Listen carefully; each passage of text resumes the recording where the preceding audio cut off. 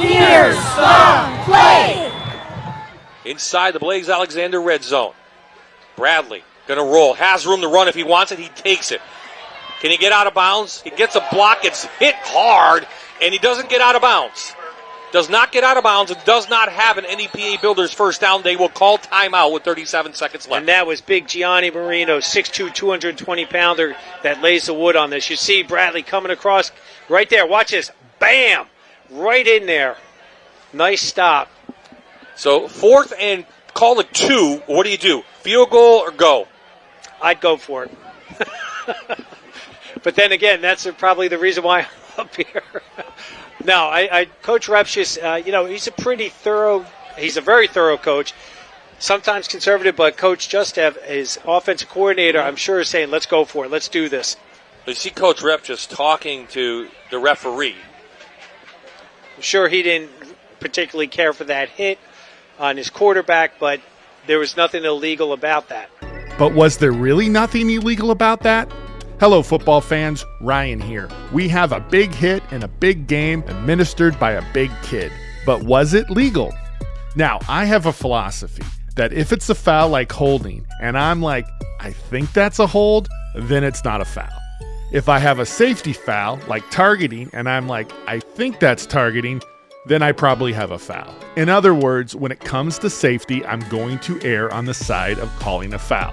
If you utilize that philosophy like I do, that doesn't mean you can't look at plays like this. These types of plays help us calibrate future calls, and these are usually big calls or big no calls. These types of fouls carry with them a 15-yard penalty and involve safety. I'm sure that's what the coach and White Hat were discussing after the play. This is just a guess, I wasn't there, but even if they weren't talking about the hit, if you're an official, you know big hits like the one we just saw can cause coaches to come unhinged. And nobody wants an unhinged coach.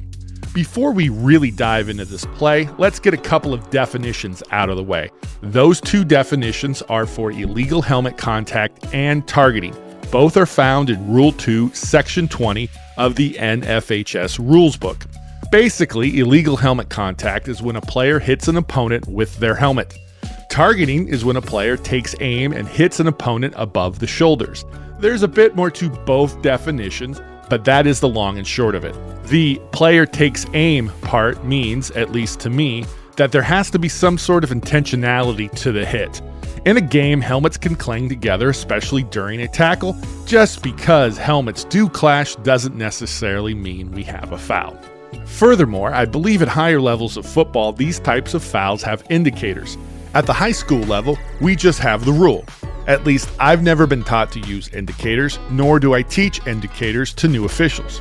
It's just one of those situations where you must know your rules and enforce them.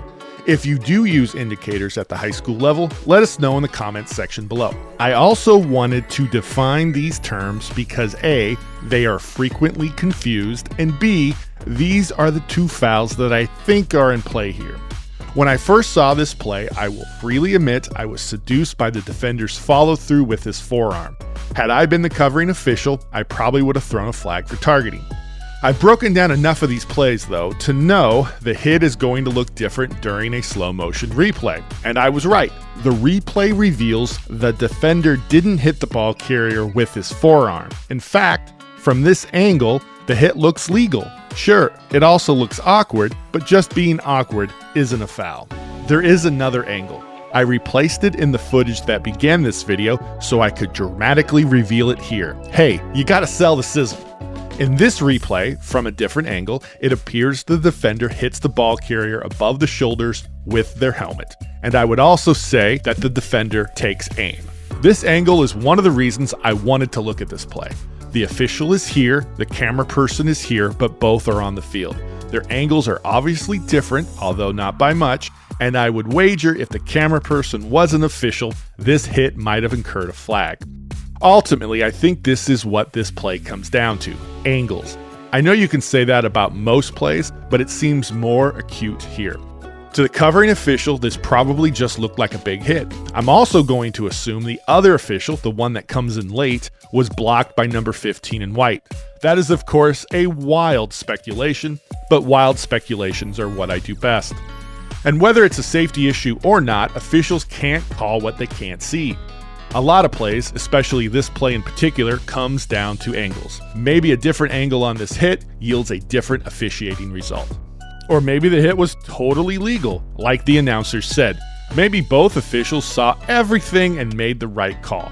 Maybe the fact that the upfield official had no flag is an indication the crew got it right. What do you think? Would you like a flag on this play? Do you think it's a good no call? Is there a foul on this play that I didn't mention? I'm very anxious to hear your opinion.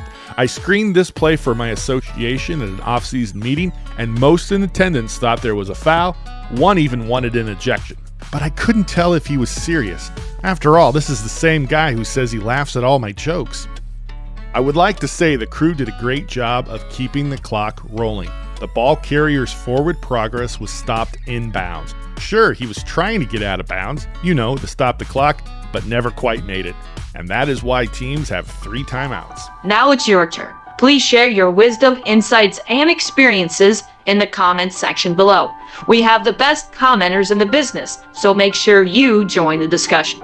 If you've enjoyed this video, and we hope you did, please like and subscribe. Thanks for watching, and we'll see you next time on Here's the Play.